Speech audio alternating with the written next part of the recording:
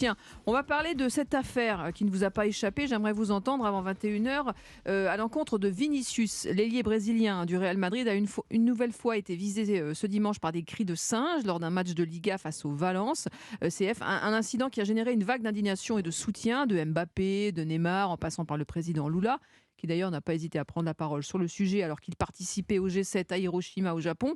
Le président de la Fédération espagnole de football, Luis Rubiales, lui, a reconnu que le football espagnol avait un problème de racisme, entre guillemets. Le foot en fait-il assez pour lutter contre le racisme, Cédric Chasseur ?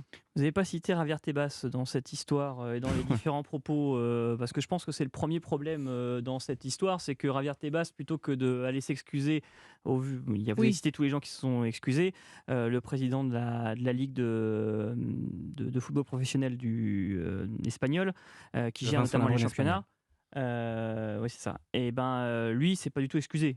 Au contraire, il est allé attaquer Vinicius pour dire non mais en fait on avait 2 rendez-vous de prévus pour parler justement un peu de comment on fonctionnait, de ce qu'on pouvait mettre en place, et puis vous n'êtes pas venu. Enfin, il était à contre-courant complet. Ah ouais. Et je pense que c'est le premier problème, c'est qu'en fait au sein même des instances espagnoles, de certaines instances, de celles qui dirigent les championnats, il y en a déjà qui refusent de traiter officiellement le problème. Il y a plusieurs plaintes qui ont été déposées par le Real depuis le début de la saison, ou même des saisons précédentes. Le club de Valence aussi a dit condamner publiquement toutes sortes d'insultes et annoncé enquêter en interne sur les faits. Et 3 personnes ont arrêté à Valence et 4 à Madrid. Et c'était pour une affaire précédente où ils avaient mis une poupée à l'effigie de Vinicius qu'ils avaient pendue le long d'un pont. Mais le problème, c'est que le Real a porté plainte plusieurs fois, et il y a plusieurs plaintes qui n'ont pas à laquelle on n'a pas donné suite. Par la justice espagnole. Donc c'est le deuxième problème aussi, c'est qu'au niveau de la justice, j'ai l'impression, là aussi on marche un peu à contre-courant. Je pense qu'il y a à la fois un problème sportif, un problème juridique de la Ligue, mais il y a aussi un problème sociétal, d'État, où un peu comme en Italie, on a du mal à gérer les personnes qui ont ce comportement, je ne vais pas les appeler des supporters, mais complètement anormal. Giroud ? Oui, il y a très longtemps que j'étudie ces problèmes-là parce que j'y suis très sensible et j'avais fait 2 observations qui sont en général jamais faites. Les pays où il y a des problèmes de racisme sont des pays qui n'ont pas eu de colonies en Afrique. L'Espagne a eu toutes ses colonies en Amérique latine, et il y a peu de joueurs de couleur où c'est nouveau. Dans le championnat d'Espagne, en tout cas la proportion par rapport au championnat de France, la France qui est très liée à une grande partie de l'Afrique, il faut le dire, à 2/3 de l'Afrique, il y a regarder une carte et mettre des couleurs aux nouveaux pays qui sont magnifiques et qui restent des amis de la France de toute manière, même culturels, parce que les gens de là-bas parlent français, quand les joueurs viennent, ils parlent français. Et donc en France, mais qu'est-ce qu'il devrait y en avoir par rapport en Espagne ou par rapport à l'Italie, par exemple, bien plus. Heureusement, nous avons une population plus mêlée. Et je le reconnais, moi je vais au stade, bien sûr, plusieurs fois par semaine. Elle est plus respectueuse de la diversité. Elle fait plus partie de notre culture. Les enfants à l'école, ils sont mêlés dès l'école maternelle et puis au lycée tout le temps. Heureusement, ça se passe bien. Mais en Espagne, c'est encore très, très séparé.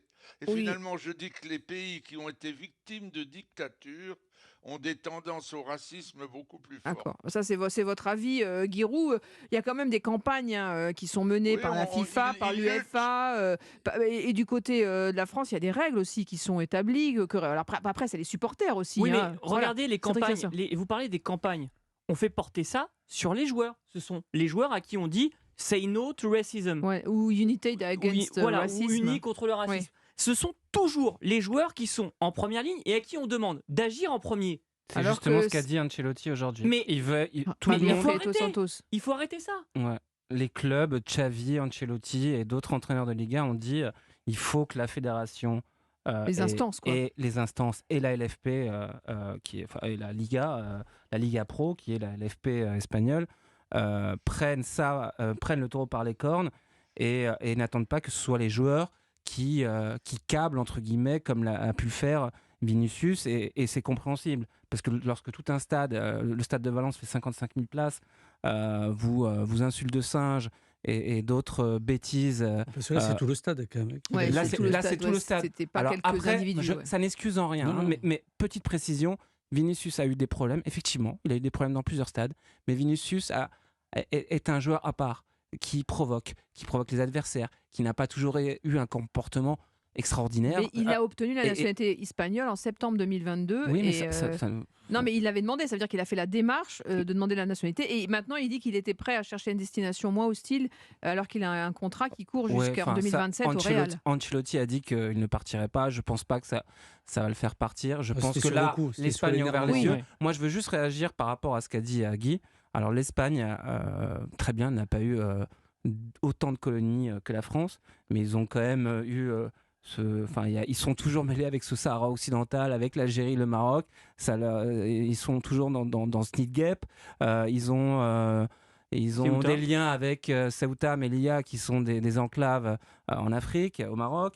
Il y a aussi la Guinée équatoriale où l'on parle espagnol. Alors c'est très bien, c'est pas peut-être le plus grand pays d'Afrique, mais il y a quand même un lien. Et aujourd'hui, étant moi-même d'origine espagnole, quand j'entends que les pays qui sortent de dictature sont plus racistes que les autres, non. En Espagne, tout comme l'Espagne et le Portugal, sont les uniques pays en Europe où il y a pas eu de parti d'extrême droite pendant très très longtemps. Mhm. Il n'y a jamais eu de FN. Alors très bien que le rapport soit différent, mais l'Espagne, comme le Portugal, ne sont pas des pays laïques. En Espagne, c'est la religion catholique et ça change tout. Je ne vais pas partir dans des débats Oui. extraordinaires, On mais va pas refaire la je- géopolitique non plus. je du foot, oui. Moi, je suis ne trouve d'accord. pas que l'Espagne soit Mm. plus raciste que d'autres, contrairement à ce qu'a dit Vinicius. Mm. Et on pourrait reparler du Brésil. Bref, peu importe, avec ce qu'a fait notamment Bolsonaro pendant ses mandats, je trouve qu'il y a quand même un problème. Et je trouve que Vinicius, c'est un mal pour un bien. Malheureusement, Ouais, parce que ça tend les relations aussi Ça- entre le Brésil et l'Espagne. non, ça tend les devient une relations entre le crise, Brésil et l'Espagne, mais diplomatique. surtout, ils vont devoir faire changer les choses. C'est obligatoire. On ne peut pas laisser continuer des imbéciles aller au stade et crier et déverser leur haine, leur colère et Leur bêtise. leur vomi Oui. et leurs bêtises sur des joueurs parce qu'ils sont frustrés. Oui. C'est impossible ça. Et c'est pareil pour toute forme de sexisme et de racisme. On l'a vu aujourd'hui en France. En France, on a eu du mal à faire porter à tous les joueurs Un brassard. un brassard, On en a longuement parlé dans Repas un Sport. flocage Oui. arc-en-ciel. On leur demande pas d'aller à la Gay Pride. On leur demande une notion de respect. Alors on dit oui, je respecte, mais je ne porte pas. Mais en fait, le respect, ça commence avec tout. Mais c'est vrai que c'est souvent les joueurs à qui on demande Mais ça, c'est vrai. de montrer, de Et ça ne démontrer. devrait plus De l'être. sortir du de terrain, on sortir leur du demande de terrain, sortir du voilà. terrain, c'est à eux de prendre la décision. Non, c'est même pas à l'arbitre de prendre la décision. C'est-à-dire qu'il devrait y avoir il y a des directeurs de jeu Oui. à l'extérieur, il y a des organisateurs. C'est à eux de prendre cette décision, à eux de la faire appliquer par l'arbitre. C'est pas aux joueurs de décider. C'est bon, on arrête, on sort du terrain. Et Je pense qu'il y a une Jimmy prise de Algerino. conscience de Ouais. ce côté-là. Vous avez été, vous, joueur, je le rappelle, au Paris Saint-Germain. Est-ce que vous avez la sensation que cette haine, ce racisme, ça monte? C'est beaucoup plus à l'époque quand vous jouiez. Est-ce que vous aviez à faire ce type d'incident? Enfin, si on peut parler d'incident, c'est très grave. Ouais, c'était plus ancré, puisque, bon, à l'époque, on trouvait presque ça normal. Vous aviez banalisé ces accès. Là, on en parle. Donc déjà, ça veut dire qu'il y a des joueurs, il y a des dirigeants, il y a des coachs. Voilà, certaines instances se manifestent et essaient de faire changer les mentalités. Donc, comme tout problème sociétal, déjà, ça passe par éduquer. Mm.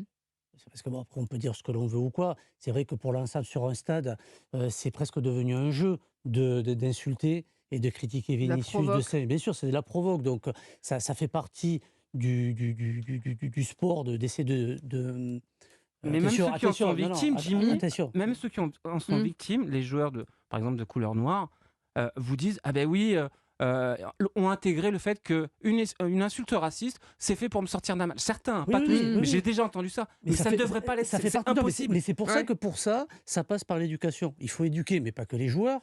Parce que je dirais qu'entre joueurs, il y a quand même il y a du respect bon, de temps en temps. Donc déjà, des joueurs.